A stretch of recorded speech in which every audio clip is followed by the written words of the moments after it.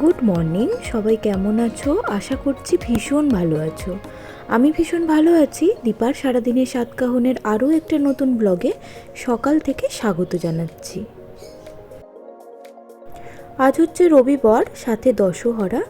আমাদের বাড়িতে দশহরা মানেই পান্তা ভাত হয়, মানে আগের দিন রান্না করে রাখা হয়, সেই দিনকে আর উনুন জ্বালাতে নেই বা রান্নার ঝামেলাটা থাকে না, সাথে মনসা পুজো হয়। আজকের দিনটাকেই আমি বেছে নিয়েছি বেডরুমের ডিপ ক্লিনিংয়ের জন্য। যখন রান্নার ঝামেলা থাকে তখন না মনটা ওই রান্নার দিকেই পড়ে থাকে, খুব একটা ভালোভাবে মন খুলে পরিষ্কার করা যায় না। আর দেখবে মাসের কোনো কোনো সময় এরকম একটা করে দিন ঠিকই আমাদের জীবনে আসে, আর এই সময়টাকে কাজে লাগিয়েই এই কাজগুলো সেরে ফেলা উচিত। তাহলে ঘরটাও নিট অ্যান্ড ক্লিনভাবে গোছানো থাকবে, আর সাথে তোমাকে খুব একটা তাড়াহুড়োও করতে হবে না। ডিপ ক্লিনিং বলতে আমি যেটা বুঝি, একদম ঘরের কোণা কোণাকে সুন্দর করে পরিষ্কার করা, তবে সবটাই নিজের আয়ত্তের মধ্যে। আয়ত্তের বাইরে কি আসলে কিছুই করা আমাদের পক্ষে সম্ভব নয়, বা করতে চেষ্টা করাটাও উচিত নয়। তাই আমি যতটুকু আমার নাগালের মধ্যে পাই বা আমার পক্ষে করা সম্ভব সেটুকুকেই করে নিই। অনেকগুলো দিন হয়ে গেল ঘর ভালো করে ঝাড়পোছ হয় না। নিচেগুলো তো প্রত্যেক দিনই ক্লিনিং করি, যারা আমার নিয়মিত ব্লগ দেখো তারা তো জানোই। তবে কি বলতো, এই যে আলমারির উপর, শোকেসের উপর, এই জায়গাগুলোতে কিন্তু পরিষ্কার করাই হয়ে ওঠে না। প্রেগনেন্সির পর থেকে আমি এই প্রথম এগুলোতে উঠে পরিষ্কার করছি। আর যতই অন্য কেউ করুক, আসলে নিজের হাতে করার মতো স্যাটিসফ্যাকশন কিন্তু কারোর কাজের মধ্যে আসে না। এই তো আজকে অনেক দিন পর সময় নিয়ে আর সাথে মনের জোর নিয়ে কোমর বেঁধে লেগে পড়েছি এই কাজগুলো সারবো বলে। আমরা যারা প্রত্যেক দিন ডেলি ব্লগ করি, আমরা তারা জানি যে একটা ব্লগ করতে গেলে তার পাশের ব্যাকগ্রাউন্ডটা ঠিক কতটা সুন্দর হলে তবেই কিন্তু একটা সুন্দর সাজানো ব্লগ তৈরি করা যায়। আর সবটা যে তুমি ব্লগ করার সময় গুছিয়ে করতে পারবে, সেটা কিন্তু ডেলি ব্লগের ক্ষেত্রে একেবারেই সম্ভব নয়। তোমার সব কিছু যদি আগে থেকে পরিপাটি করে গোছানো না থাকে, তবে সেক্ষেত্রে তুমি যে ব্লগটা শুরু করবে সেটা ঠিক কোন জায়গা থেকে কিভাবে শুরু করবে এটা ভাবতে ভাবতেই কিন্তু তোমার সময় চলে যাবে, এবং একটা টাইমে গিয়ে তুমি ফ্রাস্ট্রেশনে ভুগবে। তখন কিন্তু তোমার একটা ব্লগ সুন্দরও হবে না, সাথে তোমার যে মানে কাজের প্রতি যে একটা এনার্জি, সেটাও কিন্তু আস্তে আস্তে কমতে শুরু করবে। তাই একটা নির্দিষ্ট সময়ের মধ্যে আমরা সব কিছুকেই পরিপাটি করে রাখার চেষ্টা করি। আর সত্যি বলতে কি, ব্লগের মধ্যে তো আমরা কয়েকটা মিনিটই দেখাই, তবে কি হয় জানো তো, এই কাজগুলো বাদেও তো আমরা অনেক কাজ করি। আর তার মধ্যে যেটা মুখ্য কাজ থাকে সেটা হচ্ছে একটা ব্লগ শুরু করার আগেই সব কিছু গুছিয়ে নেওয়া। সুন্দর করে গোছানো সাজানো জিনিস যদি আমরা দেখাতে না পারি, তাহলে ভিউয়ার্স হিসাবে তোমরা আমাদের থেকে কি এক্সপেক্ট করবে? অগোছালো জিনিসগুলো তো তোমরা এক্সপেক্ট করবে না। তাই সবসময় আমি চেষ্টা করি তোমাদেরকে একটা সুন্দর সাজানো গোছানো ব্লগ প্রেজেন্ট করতে। ডেলি ব্লগ কিন্তু অনেক বেশি মোটিভেশনাল হওয়া উচিত, যেখানে আমাদের সাজানো গোছানো দেখে আরও 10 জন মোটিভেট হবে তাদের ঘরগুলোকেও সাজানো গোছানোভাবে রাখতে, অথবা যে খুব স্বল্প খরচে বা মধ্যবিত্ত পরিবারে কিভাবে সব কিছু গুছিয়ে সুন্দরভাবে করা যায় সময়ের মধ্যে, সেগুলো শেখার। যদি এই শিক্ষণীয় ব্যাপারগুলো না থাকে, তাহলে একটা ব্লগ দেখা মানে কিন্তু শুধুমাত্র টাইম ওয়েস্ট করা। আসলে আমাদের একটা ব্লগ দেখতে গেলে কিন্তু এমবি খরচ হয়, নেট খরচ হয়, তার সাথে সময়ও খরচ হয়। এখন আমি যে সময়টা দিচ্ছি, সেই সময়টাতে যদি আমি কিছু শিখতেই না পারলাম, তাহলে সেই জিনিসটা দেখে আমার তো কোনো লাভ নেই, তাই না? আমি জানি না আমার কাজকর্ম দেখে তোমরা কেউ একটুও মোটিভেটেড হও কি না, কিন্তু আমি সবসময় চেষ্টা করি তোমাদেরকে বোঝাতে যে খুব অল্প সময়ে অল্প পরিশ্রমেই কিন্তু সব কিছু করা যায়। খুব যে আহামরি কিছু করতে হয়, খুব আহামরি কাজও যে আমি করি তা কিন্তু নয়। তবে একটু বুদ্ধি খাটিয়ে, একটু স্বল্প পরিশ্রম দিয়ে কিন্তু অনায়াসেই ঘরটাকে সুন্দর করে রাখা যায় এবং সংসারও গুছিয়ে করা যায়। আমার যে ডেলি ব্লগিং চ্যানেল, এখানে কিন্তু যেরকম একদম নতুন গৃহিণীরা দেখে আসে, অথবা যারা অনেক পুরনো দিন থেকে সংসার সামলাচ্ছে তারাও কিন্তু এই ধরনের ব্লগ দেখে। তো তাদেরকে শেখানোর ন্যূনতম ইচ্ছা কিন্তু আমার নেই, উল্টে তাদের কাছ থেকে শেখার ইচ্ছা আমি রাখি। আমার কাজকর্মে যদি ন্যূনতম কোনো ভুল ত্রুটি আপনারা দেখতে পান অবশ্যই আমাকে ধরিয়ে দেবেন। আমি সবসময় শিখতে পছন্দ করি এবং এই শিক্ষণীয় জিনিসগুলোকে কাজে লাগাতেও চেষ্টা করি। তবে এই বয়স্কদের সাথে সাথেও কিছু নতুন গৃহিণী, একদম নতুন যারা সংসারের কাজকর্ম শিখছে বা নতুন সংসারে গিয়ে পড়েছে, এছাড়াও এমন অনেকে থাকে যারা কলেজে পড়ে, স্কুলে পড়ে, কিন্তু ঘর গোছাতে ভালোবাসে বা একটা সময়ের পর মাকে সাহায্য করতে চায়। তো তাদের জন্য কিন্তু এই ব্লগগুলো বেশ উপকারী হয় বলে মনে হয়।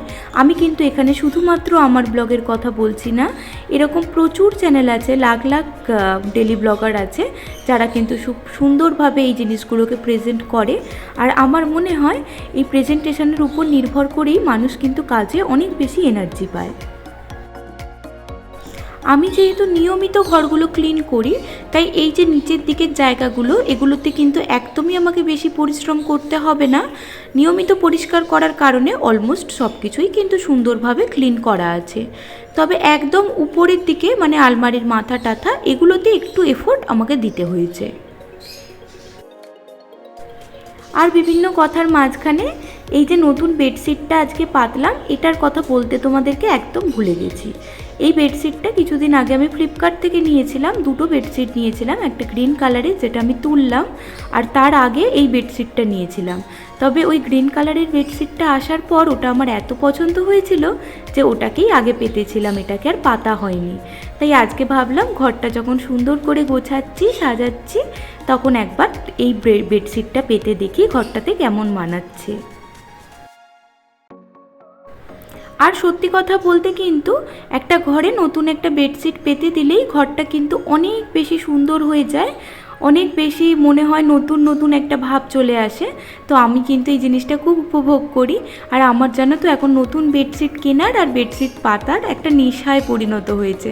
ফ্লিপকার্ট, আমাজন খুলে সারাদিন এখন আমি বেডশিটই দেখতে থাকি। এই বেডশিটটার দাম যে কত নিয়েছিল এখন আমার ঠিক মনে নেই, তবে 300-র উপরে আমি কিন্তু কখনোই কোনো বেডশিট পারচেস করি না। ওই মোটামুটি 250 থেকে 300-এর ভিতরেই এটার প্রাইস হবে। আর যদি এই বেডশিটটা তোমাদের ভালো লাগে বা লিঙ্কটা প্রয়োজন হয় তাহলে আমাকে কমেন্ট করো, আমি পরবর্তী ভিডিওতে লিঙ্কটা প্রোভাইড করে দেবো। এই তো তোমাদের সাথে গল্প করছি আর সাথে সাথে কাজকর্ম এগিয়ে চলেছি। আর দেখো বেশ তাড়াহুড়োর মধ্যেই কিন্তু আমি কাজকর্ম এগোচ্ছি। আর আমি তোমাদের বললাম না যে নিয়মিত যদি টুকটাক কাজকর্ম এগিয়ে রাখা যায় প্রত্যেক দিনের ডাস্টিং ক্লিনিংয়ের, তাহলে কিন্তু একদিনে খুব বেশি এফোর্ট দিতে হয় না। এই যে আমার ক্ষেত্রে আজকে ব্যাপারটা খানিকটা ওরকমই, একদম খুব কম এফোর্টেই কিন্তু আমি পুরো ঘরটাকে আজকে ডিপ ক্লিন করেছি। আর আজকে জানো তো ডিপ ক্লিন করার আরও একটা মুখ্য কারণ হচ্ছে খাটের তলাটায় ভীষণ রকম ধুলো ময়লা জমেছে। আজ ওই ধুলো ময়লাগুলোকে ক্লিন করব ঠিক করেছি। আর কি হয়েছে জানো, আমার ওই প্রেগনেন্সিতে তো ঝুঁকে কাজ করা চলেই না, সাথে সি সেকশানের পরেও খুব ঝুঁকে পেটে প্রেশার দিয়ে কোনো কাজই করা চলে না। তাই এই কাজগুলো না পেন্ডিং পড়ে আছে। আর দেখতে তো ভালো লাগে না, তবে কিছু করারও থাকে না। আসলে শরীর যদি ঠিক থাকে তুমি কিন্তু পরেও এই কাজগুলো ঠিকই করে ফেলতে পারবে। তবে শরীরের উপর চাপ দিয়ে, শরীরকে কষ্ট দিয়ে কিছু করলে সেক্ষেত্রে হিতে বিপরীত হবে। শরীর তো অসুস্থ হবেই, পরিবার পরিজনরাও সাথে চিন্তায় মগ্ন হয়ে যাবে তোমাকে নিয়ে। আর সাথে যেহেতু একটা ছোট বাচ্চা আছে তার চিন্তাও আমাদের মায়েদের করতে হবে। তো সব মিলিয়ে আমি এতদিন করিনি, তবে এখন আমি বেশ সুস্থ, বেশ বলাটা ভুল, একেবারেই সুস্থ বলা যেতে পারে। তাই আমি ভাবলাম আজকে দেখি করে কোনো সমস্যা হয় কি না। যদি কোনো সমস্যা হয় তাহলে আরও কিছুদিন সময় নেব, আর যদি সমস্যা না হয় তাহলে এরপর থেকে প্রত্যেক দিনই এগুলো ক্লিন করতে থাকবো। আর জানো তো আমি যে ডক্টরকে দেখাই উনি আমাকে একটা কথা বলেছিলেন, সি সেকশানের পরে আমি যখন ওনার কাছে চেক আপে যাই পরপর দুবার, তখন উনি আমাকে বলেছিলেন যে মানুষের শরীর যেমন সহাবে সেরকমই কিন্তু সইবে। তুমি যদি আগে থেকে আতঙ্কে থাকো যে আমি এটা করলেই আমার এই প্রবলেমটা হবে, তাহলে কিন্তু প্রবলেমটা না হলেও তোমার মন বলবে যে হ্যাঁ আমার প্রবলেম হচ্ছে। তাই সবসময় নিজের মনকে শক্ত করবে এবং সব কিছু করার চেষ্টা করবে, তাহলেই দেখবে তোমার কাছে কিন্তু সব কিছু অনেক বেশি সহজ হয়ে যাবে। আর যদি কোনো সমস্যা হয় সেক্ষেত্রে তো আমি রয়েছি, যখন তখন ভিজিট করতে পারো। আর সি সেকশানের পরেও নিয়মিত বেশ কিছুবার চেক আপের প্রয়োজন হয়, তো আমি প্রতিবারই চেক আপে যাই এবং ওনাকে বলি যে না, আপনার সেদিনের কথার পর থেকে আমি কিন্তু অনেক বেশি সুস্থ হয়ে উঠেছি। আসলে মন তো, তার আগে সবসময় মনে হতো না আমার পেটে এতখানি একটা কাটা আছে, স্টিচ আছে, আমার বোধহয় পেটে লাগছে।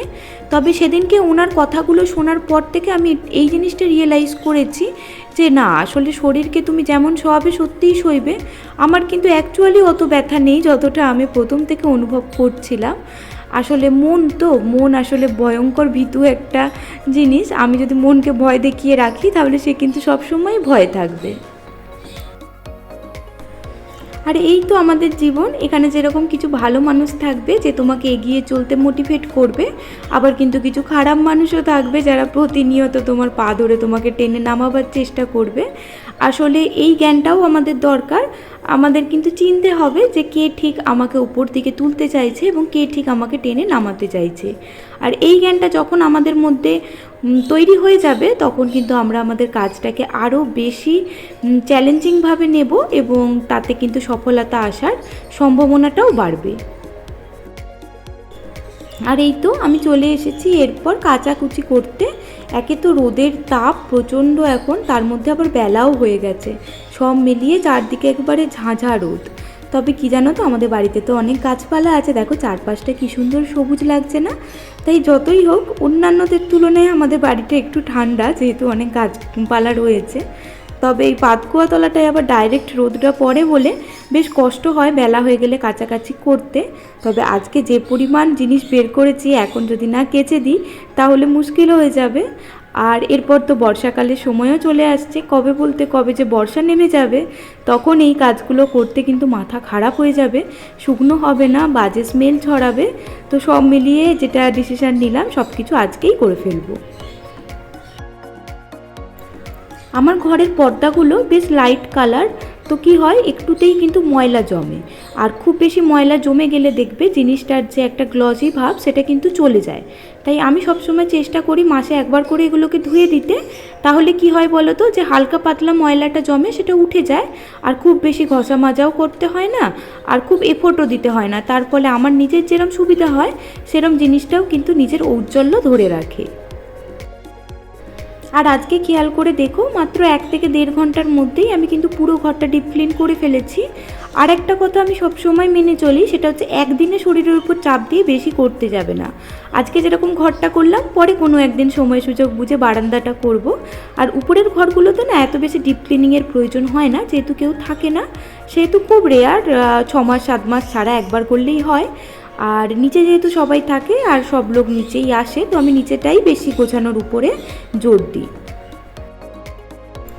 আমি যদি একদিনে বাইরে, ঘর, রান্নাঘর সব পরিষ্কার করতে যাই তাহলে কিন্তু আমার শরীরের উপর প্রেশার পড়বে। একটা সময় আমি নিজে বিরক্ত হব এবং কোনো কাজই গুছিয়ে সুন্দরভাবে করে উঠতে পারবো না। তখন খালি মন বলবে যে কখন কাজটা শেষ হবে বা কাজটা শেষ করব। না তো ভিডিও করার এনার্জি পাবো, না তো সুন্দর করে যে একটা কাজ করা মন থেকে সেই জিনিসটাও হবে না। তখন যা তা ভাবে কাজটা শেষ করাই মানে মোটিভেশন হয়ে দাঁড়াবে। তাই আমি কিন্তু সবসময় চেষ্টা করি ভেঙে ভেঙে কাজ করার, কাজগুলোকে কয়েকটা ভাগে ভাগ করে নিই, আজ এখানটা কাল ওখানটা। এইভাবে করলে সমস্ত কাজ কিন্তু টাইম টু টাইম করাও যায়, আর সাথে কিন্তু খুব সহজেই হয়ে যায়। আর এই তো এইভাবে তোমরাও কখনো ঘর ডিপ ক্লিন করে দেখো, দেখবে ভীষণ একটা স্যাটিসফ্যাকশান আসবে বা শান্তি পাবে।